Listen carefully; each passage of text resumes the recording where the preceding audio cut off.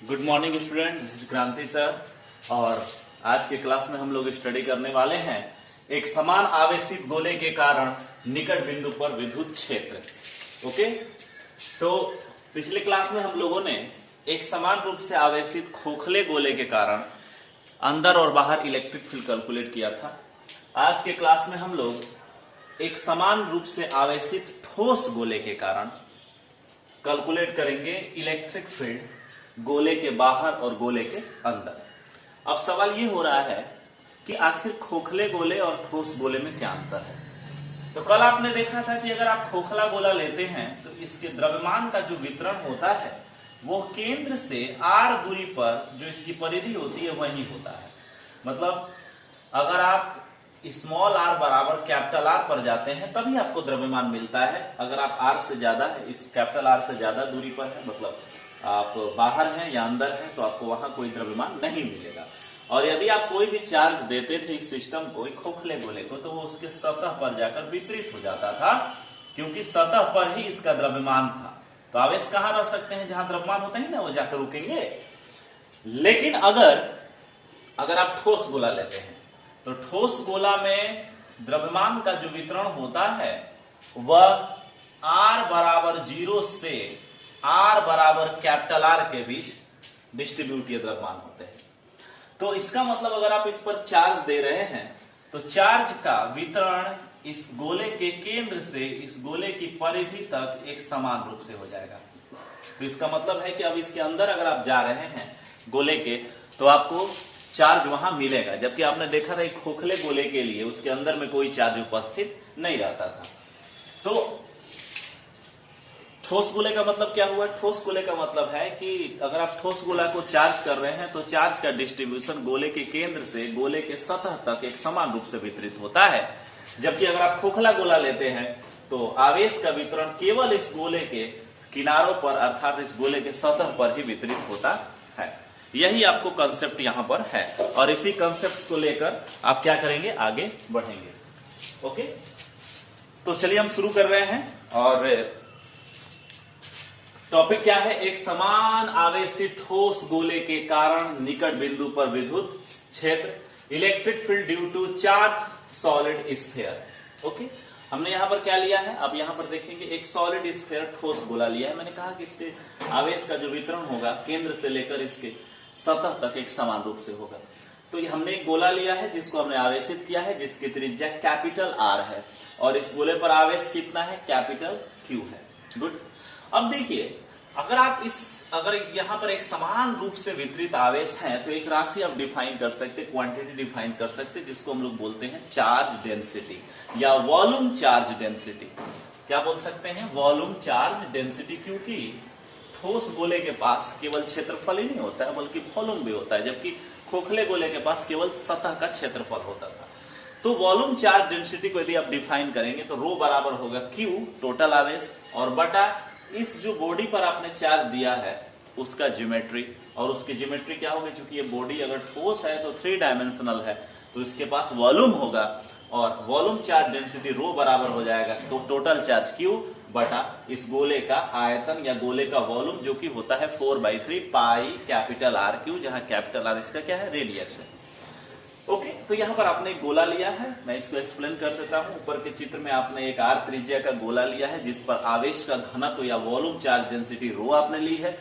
अब इसके कारण आपको बाहर मतलब small r greater than capital R, बाहर में आपको इलेक्ट्रिक फील्ड कैलकुलेट करना है। तो इलेक्ट्रिक फील्ड कैलकुलेट करने के लिए आपको क्या करना है? गॉसियन सरफेस खींचना होगा और इस गॉसियन सरफेस पर गॉस के नियम को उपयोग करना होगा।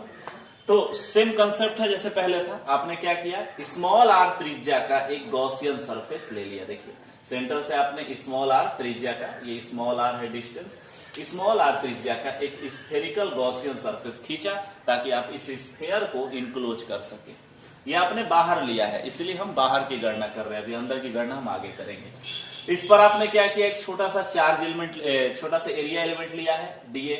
और आप जानते हैं कि इलेक्ट्रिक फील्ड जो होता है किसी भी ठोस गोला या खोखले गोले का, वो उसके बाहर रेडियल आउटवर्ड होता है ताकि वो विद्युत क्षेत्र रेखाओं के गुणों का पालन कर सके, विद्युत क्षेत्र रेखाओं के गुण के जो नियम है उसको फॉलो कर सके।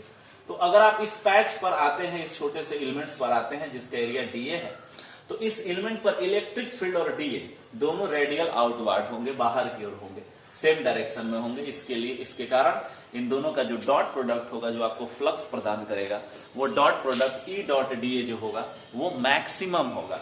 और यहां पर जो आपका फ्लक्स गुजरेगा वो फाई बराबर होगा ई इंटू डीए, क्योंकि दोनों का डॉट प्रोडक्ट जो होगा वो पॉजिटिव हो जाएगा। ई और डीए पैरेलल है, और ई और डीए पैरेलल है, तो इनका डॉट प्रोडक्ट ई dot DA cos theta cos 0 के लिए कितना होगा, 1 हो जाएगा। और इसका मतलब इनका फ्लक्स होगा ई इंटू डीए।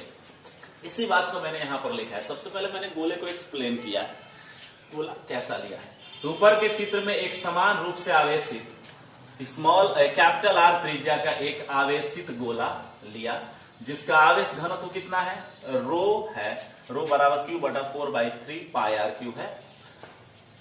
अब देखिए कंडीशन इसमें 1 आ रहा है। कंडीशन ए है, गोले के बाहर आउटसाइड विद्युत क्षेत्र कैलकुलेट करना है। गोले के बाहर मतलब स्मॉल आर का जो वैल्यू होना चाहिए, जहां आपको कैलकुलेट करना है, वो वैल्यू जो होना चाहिए वो इससे गोले के बाहर होना चाहिए, मतलब कैपिटल आर से वो बड़ा होना चाहिए। तो small r greater than capital r अगर आप लिखते हैं तो इसका मतलब आप गोले के बाहर हो। तो गोले के बाहर केंद्र से कितनी दूरी पर बाबू, स्मॉल आर दूरी पर एक गॉसियन सतह खींचा, जिस पर स्थित बिंदु P पर हमको विद्युत क्षेत्र क्या करना है, ज्ञात करना है। आपको क्या करना है, आर दूरी पर आपने एक गॉसियन सतह खींचा है, और ये स्फेरिकल गॉसियन सरफेस होगा। इसको आप ऐसे भी लिख सकते हैं, स्फेरिकल गॉसियन सरफेस खींचा, जिस पर स्थित बिंदु P पर आपको क्या करना है, विद्युत क्षेत्र इलेक्ट्रिक फील्ड कैलकुलेट करना है। ओके, तो हमने क्या किया, एक गॉसियन सरफेस खींचा और यहाँ पर एक छोटा सा पैच लिया है डीए, और उस इलेक्ट्रिक फील्ड और डीए एक ही डायरेक्शन में है, इसलिए हम फ्लक्स की गणना यहाँ कर सकते हैं। तो अब अगर आप जब आपके पास आपने अपने सिस्टम को डिफाइन कर लिया, आपने चार्ज का डिस्ट्रीब्यूशन देख लिया, आपने गॉसियन सरफेस खींच लिया, तो आपको अब 2 काम करना है। एक, इस गॉसियन सरफेस से गुजरने वाला फ्लक्स निकालना है, और दूसरा, इस गॉसियन सरफेस से जो परिबद्ध आवेश है उसको निकालना है।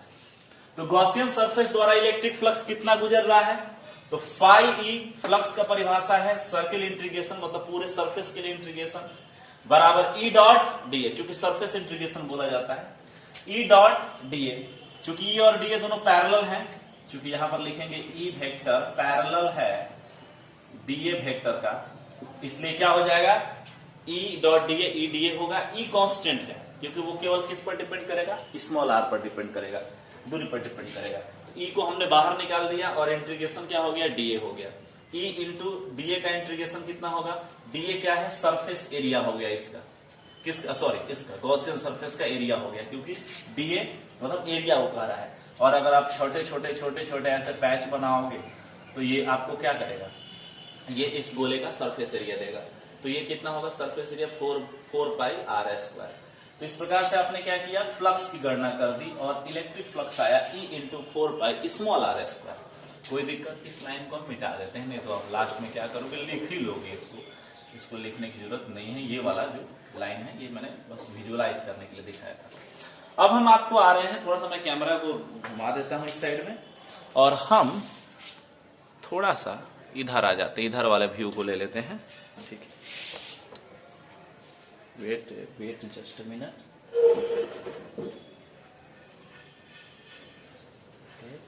गुड, बहुत बढ़िया। अब हमने, हाँ, चित्र हमको देखना चाहिए। अब थोड़ा सा गौर करते हैं कि एक काम तो हो गया, फ्लक्स निकाल लिया मैंने। अब गॉसियन सरफेस द्वारा इनक्लोज चार्ज निकालना है। तो इनक्लोज चार्ज निकालने के लिए आप देखो, तो अगर आपने ये गॉसियन सरफेस खींचा है तो इसके अंदर का जो चार्ज है वो कितना है, कैपिटल क्यू है। सिंपल है, सिंपल है। अगर आप गोले के बाहर गॉसियन सरफेस खींच रहे हैं तो चार्ज का मान निकालना बहुत सिंपल है, क्योंकि इस गोले के अंदर टोटल चार्ज कितना है, कैपिटल क्यू है, जिसको आप ऐसे भी लिख सकते हैं, कैपिटल क्यू बराबर rho into 4/3 pi are Q. इधर ले आकर मल्टीप्लाई भी कर सकते हैं, उस फॉर्म में भी आप लिख सकते हैं। तो इनक्लोज चार्ज कितना हो गया, कैपिटल क्यू। गॉस के नियम आप अप्लाई कीजिए। गॉस का नियम कहता है कि फ्लक्स होता है क्यू इनक्लोज बटा एप्सिलॉन नॉट। तो फ्लक्स का मान कितना आया था, फ्लक्स का मान हमने देखा कि ये जो हमारा फ्लक्स था ई डॉट डीए, ये रियल में आ रहा था E into 4 pi small r square, जिसको मैंने अभी कैलकुलेट किया।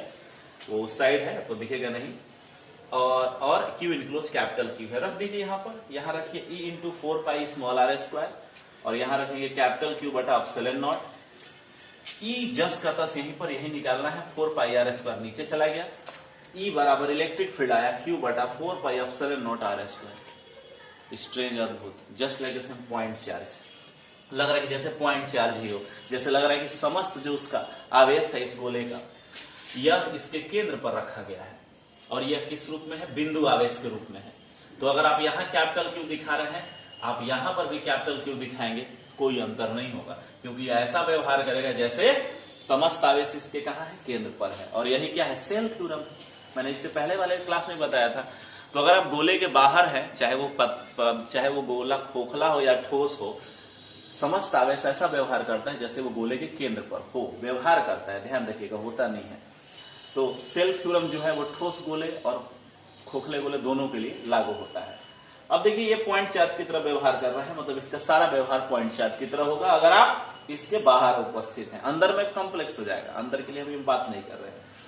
अब अगर आप इसको डेंसिटी के फॉर्म में लिखना चाहते हैं, वॉल्यूम चार्ज डेंसिटी के फॉर्म में, तो कैपिटल Q बराबर यहां से ले लो, कैपिटल Q बराबर होगा rho into 4/3 pi are Q. यहां पर आपने रख दिया, थोड़ा सा चीजें कटी, 4 पाई कैंसल आउट हो गया, और आपका ये आया रो बटा 3 एप्सिलॉन नॉट आर क्यू बटा small r square. Vector form में लिखेंगे तो आप देखिए इलेक्ट्रिक फील्ड जो है रेडियल आउटवर्ड है, इसलिए आप इसको पॉइंट चार्ज का इलेक्ट्रिक फील्ड जैसा व्यवहार कर रहा है, और आर कैप हो जाएगा जस्ट लाइक से, ये रेडियल आउटवर्ड हो जाएगा।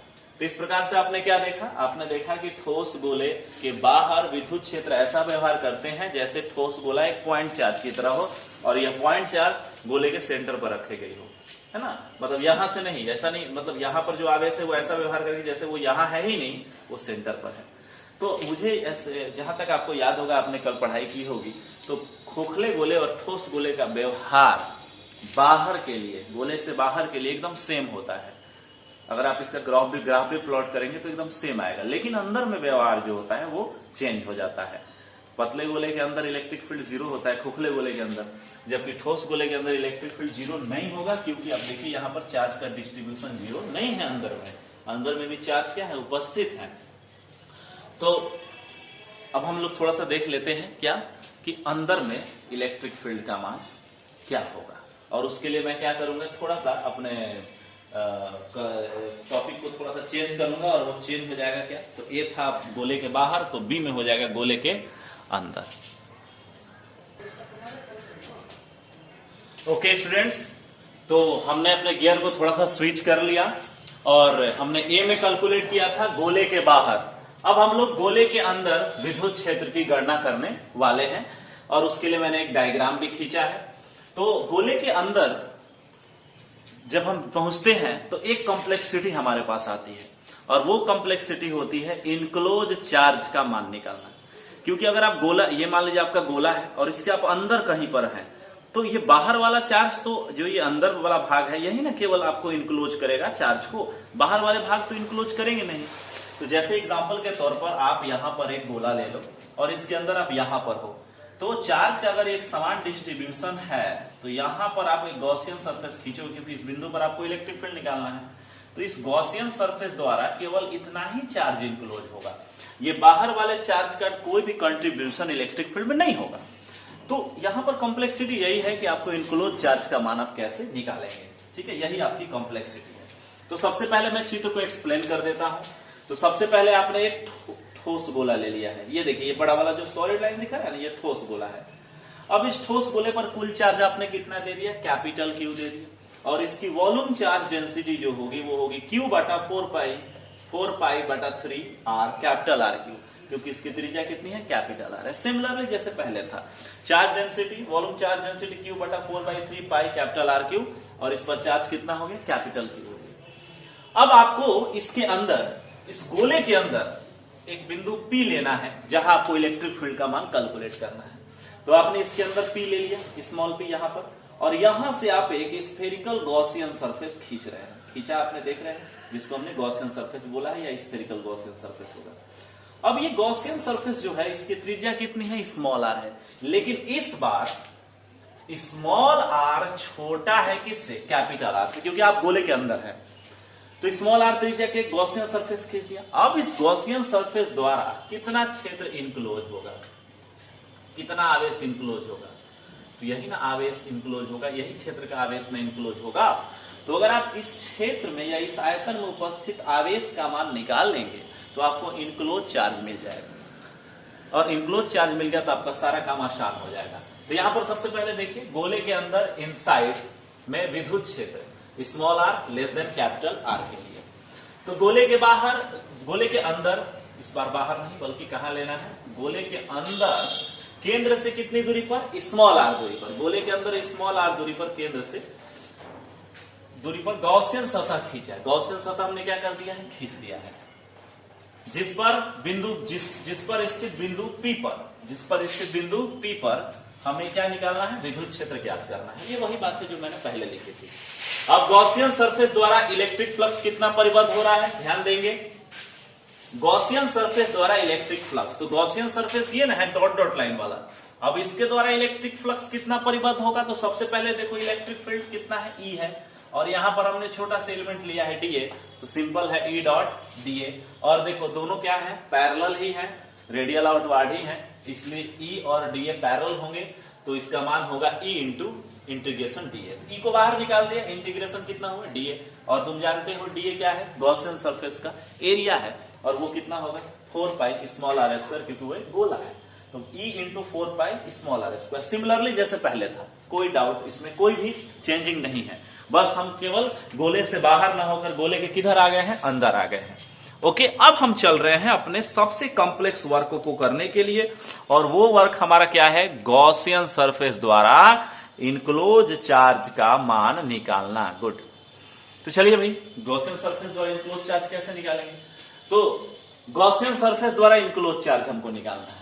तो बाबू यहां पर गौर करेंगे, ये आपका गॉसियन सरफेस है, और इसके अंदर ये जो पेंटेड भाग है ना, जो मैंने ऐसे पेंट किया है, इसी के अंदर जो आवेश है उसको निकालना है, क्योंकि अगर आप ये गॉसियन सरफेस लिए हैं तो यह गॉसियन सरफेस केवल इतने भाग के चार्ज को ही इनक्लोज कर रहा है।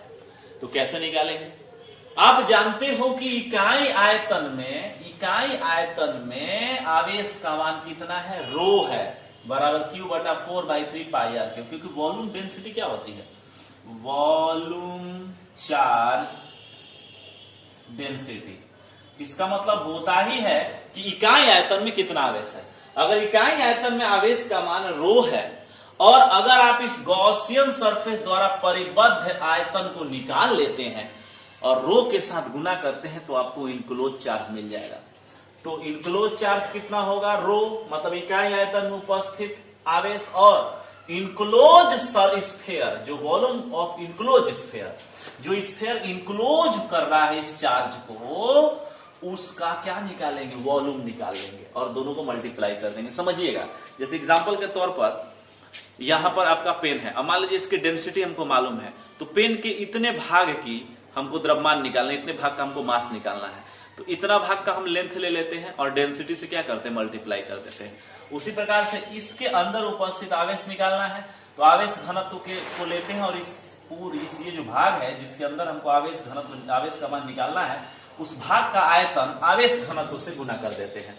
तो इनक्लोज चार्ज बराबर होगा आवेश घनत्व rho into volume of enclose surface. तो रो इंटू इनक्लोज सरफेस का आयतन कितना हो जाएगा, ये वाला, ये छोटा वाला गोला जो गॉसियन गोला है, 4/3 पाई स्मॉल आर क्यूब। अब रो का मान यहां से उठाओ, capital cube 4/3 pi r cube निकल रखो, capital cube 4/3 pi capital r cube into 4/3 pi small r cube. दिख रहा है, 4/3 पाई कैंसल आउट हो गया, इनक्लोज चार्ज होगा कैपिटल क्यूब, बचा यहां पर स्मॉल आर क्यूब, ऊपर बचा, और नीचे कितना बचा, capital r cube. Enclose charge हो गया। जब इनक्लोज चार्ज मिल गया, फ्लक्स आपको मिल ही गया है, फ्लक्स फाई का मान आपने निकाल ही लिया है, E into 4 pi small r square. तो आपको कुछ करना नहीं है, गॉस के नियम का एप्लीकेशन करना है। गॉस का नियम होगा फाई ई बराबर क्यू इनक्लोज बटा एप्सिलॉन नॉट। विद्यार्थी आ जाए यहां पर, फाई का मान आपने निकाला, E into 4 pi small r square, E into 4 pi small r square रखा, क्यू इनक्लोज का मान capital q small r cube बटा कैपिटल आर क्यू रख दिया मैंने, और बटा पहले से कितना है, गॉस के नियम में एप्सिलॉन नॉट है। अब देखो आर स्क्वायर यहाँ आर क्यू के साथ कैंसिल होगा, यहाँ एक आर बच जाएगा, दिख रहा है बचा। क्यू जस का तस, आर क्यू जस का तस, एप्सिलॉन नॉट यहाँ आ जाएगा और 4 पाई नीचे आ जाएगा। क्या हुआ, इलेक्ट्रिक फील्ड का जो मान हो जाएगा capital q 4 pi epsilon naught small capital r cube into small are.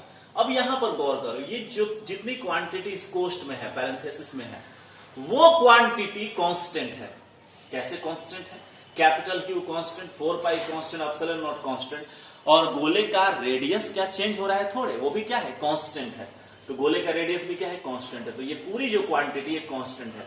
तो इलेक्ट्रिक फील्ड किसका फंक्शन केवल होगा, आर का फंक्शन होगा। तो इलेक्ट्रिक फील्ड प्रोपोर्शनल टू क्या हो जाएगा, आर। वाह, बहुत ही अद्भुत चीज हुआ।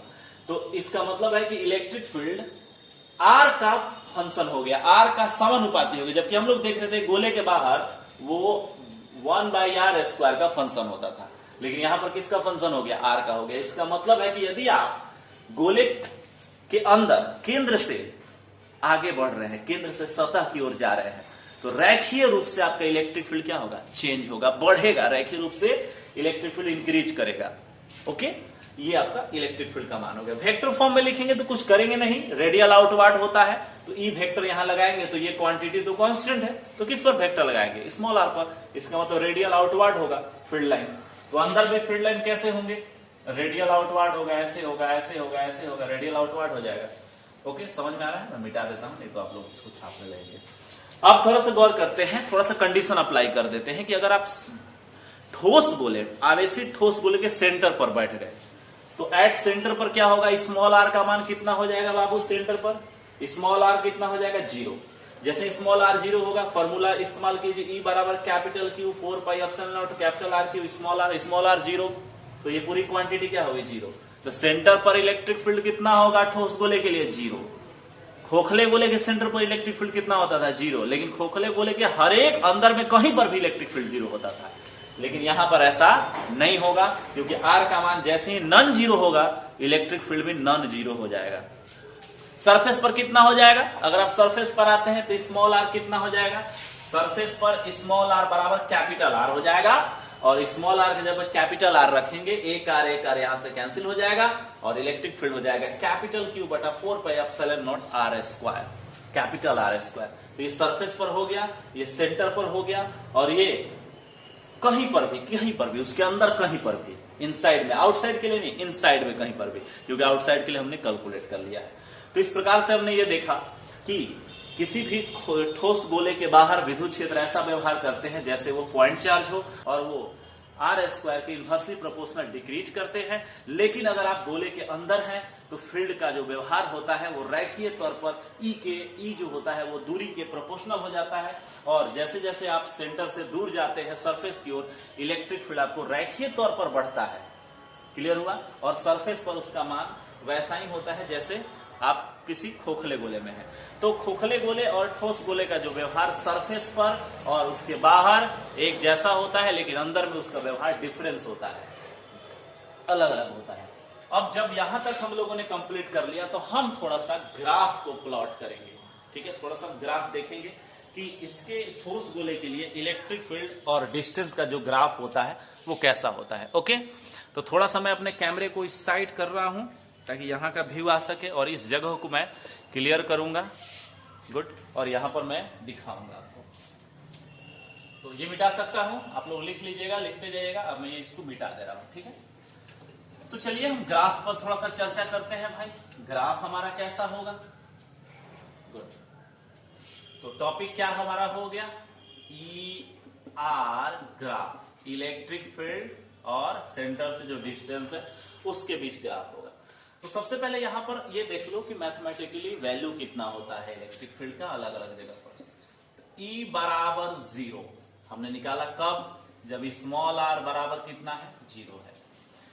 E बराबर क्या होगा, E बराबर जो होगा वो आपको हो जाएगा कैपिटल क्यू बटा 4 pi epsilon naught capital r square, कब, जब आर बराबर कहां पहुंचते हैं, सतह पर। और जब आप सतह से बाहर जाते हैं तो ये पॉइंट चार्ज की तरह डिक्रीज करता है small r greater than capital r के लिए। अंदर में यह जो फंक्शन होगा इसको थोड़ा सा गौर करते हैं। अंदर के लिए, अंदर में यहां ये तो 0 हो गया, ये इनसाइड हो गया, ये जो भाग है इनसाइड वाला भाग हो गया, और इनसाइड का जो भाग है वो है ई प्रोपोर्शनल टू आर, और आउटसाइड का जो भाग है वो ई प्रोपोर्शनल टू 1/r² या ए इनवर्सली प्रोपोर्शनल r²। तो यहां पर रैखिक स्ट्रेट लाइन ग्राफ होगा, और यहां पर क्या होगा, पैराबोलिक डिक्रीजिंग होगा, क्योंकि proportional to r straight line है। ग्राफ कैसा होगा, स्ट्रेट लाइन होगा, और यहां पर क्या होगा, पैराबोलिक ग्राफ होगा।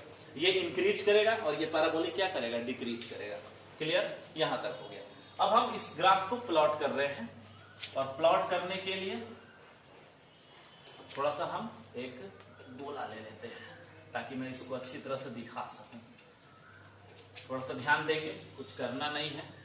सबसे पहले एक स्फीयर ले लो, थोड़ा सा बड़ा स्फीयर ले लेते हैं। गुड। अब इस स्फीयर पर यहां एक बिंदु चुन लिए और इसको यहां पर ग्राफ पर ला दीजिए, ये ताकि हम इसको दिखा सके अच्छे तरीके से। ठीक है, दिख रहा है कैमरा में? हाँ, गुड। थोड़ा सा कैमरा, हाँ, बहुत बढ़िया। ओके, ये इसके सतह, ये जो हो गया इसका त्रिज्या हो गया कैपिटल आर, और यहां हम ऐसा ही कैपिटल आर यहां ला देते हैं ताकि हम समझ सके। स्मॉल आर बराबर कैपिटल आर, स्मॉल आर बराबर 0 और small r greater than capital r. Good, बहुत बढ़िया। ये तार हो गया, और ये इलेक्ट्रिक फील्ड क्या हो गया, ई हो गया। ओके, अब देखिए, जब आप सेंटर पर हैं, केंद्र पर हैं, तो आपका इलेक्ट्रिक फील्ड कितना होगा, 0 होगा। इलेक्ट्रिक फील्ड कितना है, 0 है। जैसे ही आप केंद्र से किधर जा रहे हैं, त्रिज्या की ओर जा रहे हैं, मतलब केंद्र से सरफेस की ओर जा रहे हैं, आपका जो ग्राफ होगा वो यहां पर देखेंगे ई प्रोपोर्शनल टू आर है, स्ट्रेट लाइन होगा। और कितना कहां उसका मैक्सिमम वैल्यू प्राप्त होगा, वो मैक्सिमम वैल्यू अटेंड करेगा स्मॉल आर बराबर कैपिटल आर पर। तो ये देखिए, तो 0 से r के बीच में, मतलब गोले के अंदर ये रैखीय रूप से बढ़ रहा है। बहुत बढ़िया। तो ई प्रोपोर्शनल टू क्या हो गया, r हो गया, और ये अपना कितना मान, मैक्सिमम मान कितना अटेंड करता है भाई, ये इसका जो मैक्सिमम मान होता है वो हो जाएगा आपको, इलेक्ट्रिक फील्ड यहां दिखा देते हैं, ई, ये मैक्सिमम जो वैल्यू होगा वो यहां पर वो हो जाएगा आपको E at r सरफेस पर बराबर Q बटा 4πε0 कैपिटल r²। ये मैक्सिमम वैल्यू अटेंड करेगा। तो देखिए, 0 से r के बीच में, 0 से कैपिटल R के बीच में, यह इनसाइड में E प्रोपोर्शनल टू R है, और ग्राफ स्ट्रेट लाइन है, और ये बढ़ता चला जा रहा है।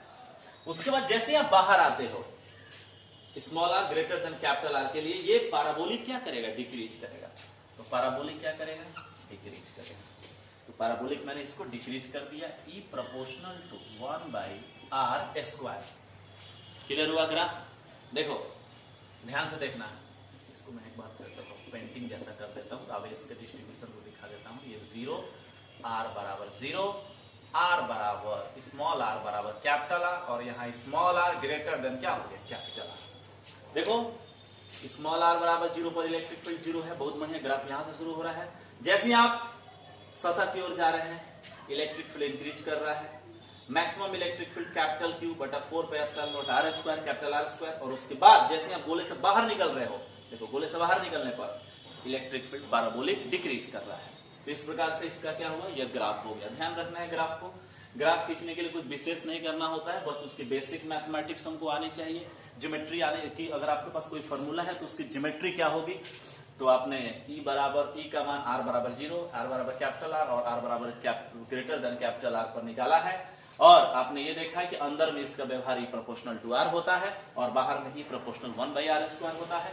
अंदर में यह फील्ड इंक्रीज करेगा रैखिक तौर पर, और बाहर में डिक्रीज करेगा। Okay, any problem? ध्यान दीजिएगा, अगर आप खोखले गोले पर थे तो अंदर में इलेक्ट्रिक फील्ड 0 था, सडनली यह स्टेप अप ग्राफ की तरह ऊपर जाता था, और फिर बाहर में उसका व्यवहार पैराबोलिक डिक्रीजिंग था। Any questions? अगर आपको कोई क्वेश्चन होगा तो आप कमेंट बॉक्स में पूछिएगा, पूछिएगा, लेकिन आप वीडियो देखेंगे तब ना पूछेंगे, देख तो आप रहे नहीं हैं, तो क्योंकि व्यू ही बहुत कम मिल रहा है, लेकिन आप लोग देखिए इसको, क्योंकि हम लोग मेहनत करके इसको बना रहे हैं, पढ़ा रहे हैं, तो आपको देखना चाहिए। ओके, तो फिर मिलते हैं नेक्स्ट क्लास में। Thanks for watching.